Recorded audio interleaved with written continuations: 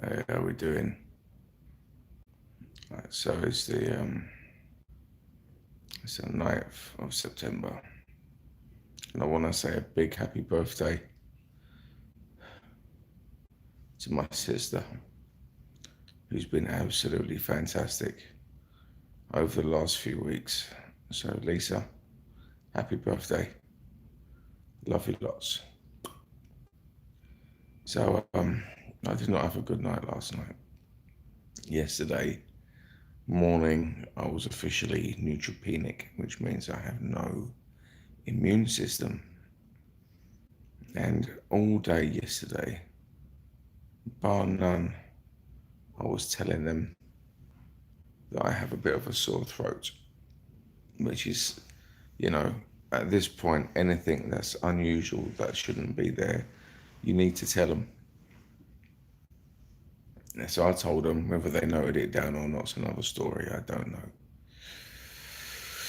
So I'm still hooked up to Drippy for hydration. I need to clear the methotrexate out of my system. Um, and I can't go home until that's done.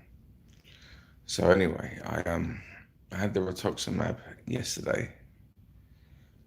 Um, I didn't react to the rituximab, which is a touch. But late last night, around about, I think it was about 11:30, I began to get this really horrible aching sensation in my gums, and it was sending a pain up to my head. So I thought I'd call them for some painkillers. And while I was waiting for these painkillers to turn up, I began to feel cold. Really, really, really cold. And I haven't had any sleep, remember, because of the hydration. I'm having to pee every half hour, so I'm fatigued anyway. So the nurse comes along, gets me my painkillers, soluble paracetamol and codeine. One moment, please. Good morning. Good morning. Thank you. Thanks. Thanks.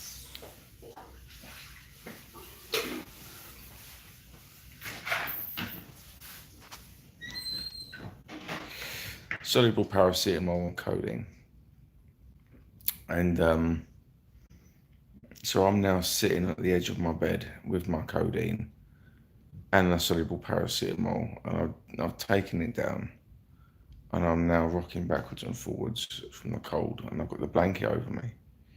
So she turns up, and she takes my temperature, which is in the high 37s, borderline 38, and I've got a temperature. I'm beginning to spike. So she's had to go and take a load of bloods out of me and see what bacteria is inside me to cause me to have such a temperature. And I think all night I must have had at least maybe an hour and a half tops of sleep. I felt rough, dog rough, and it ain't looking great, to be fair. I mean, I'm not ill anymore. My fever's gone. They pumped me. The doctor came out. The night doctor came out and pumped me full of antibiotics. So I don't feel ill anymore. I'm just genuinely tired, and I have a headache again. And I'm probably due some painkillers soon. But it's just my gums. I always knew I'd end up with sore gums. It's just a part and parcel of chemotherapy. But it feels like I've been smacked in the mouth. That's what it does from here all the way around the front to here. Smacked in the mouth. And it's going right up my head. And it hurts. But even though I had to have antibiotics last night, even though I'm neutropenic, even though it's not looking great at the moment, I could still be going home optimistically tomorrow. and hopefully on Wednesday. But my hair still hasn't fallen out yet. Maybe it won't. There are cases of some people with their hair that's not fallen out. My beard's not fallen out. I've got a bit of a patch there, but that's just the way it's always been. You see, I did have a little bit of a shape up the other day, but I genuinely don't care anymore. If it doesn't fall out, I'm still going to keep it. But what really pisses me off about this whole little debacle, though, is the fact that I told them from yesterday morning, I have a sore throat. This should not be happening. Oh yeah, I'll make a note of it. It had to take me up until I think 1 o'clock in the morning to be laying here to have a doctor looking down my throat with a swab to take a sample of whatever the frickin' hell's back there. It's why all day? Why? This could have been nipped in the bud, I'm pretty sure, as opposed to me having to have a fever over this, and no sleep. So it's pointless me having sleep now because, they're going to come back and check my obs probably in about an hour and a half, and then probably sooner than that, they're going to come with the rescue package, which is some kind of acid to counteract the methotrexate. So that gets pumped into me every 3 hours, which is another reason why I've had no sleep. And they check my observations every 4 hours, which is again why I've had no sleep. On top of being hot and cold at the same time, due to being neutropenic. So I'm telling you now, everyone, chemotherapy is no walk in the park.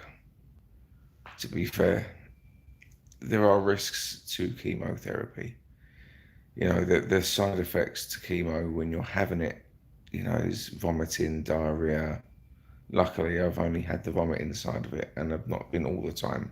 I've been quite fortunate, But there's risks to it, and there are vomiting, diarrhea, pins and needles, blah blah blah blah blah.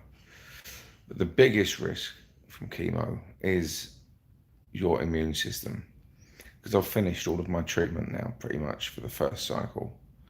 I have maybe one back injection left, which will probably be moved to an outpatient because of when it is, you see, which is good for me. It means I don't have to stay in here and wait for me to have it. But the most dangerous part of chemo is losing the immune system, because once you lose it and you are neutropenic, all you need is one person to have a cough that they didn't clean in their hand to sneeze in your direction. I can't now go down to Costa and get a coffee. I can't have certain foods now. I can't have a pastry at the counter. If I get ill in that respect, then it could kill me. And that's the reality of it. It's scary, knowing full well that the chemo has shrunk my tumor, which it has. And now I'm at a point where it's destroyed my body. And I could end up seriously, seriously ill. But it's, like I said, it's a necessary evil. I've said it a few times. So, there we go. Anyway, I'm going to go. I thought I'd give everyone a little update as to what's going on with me. Yeah. Happy Monday, everyone.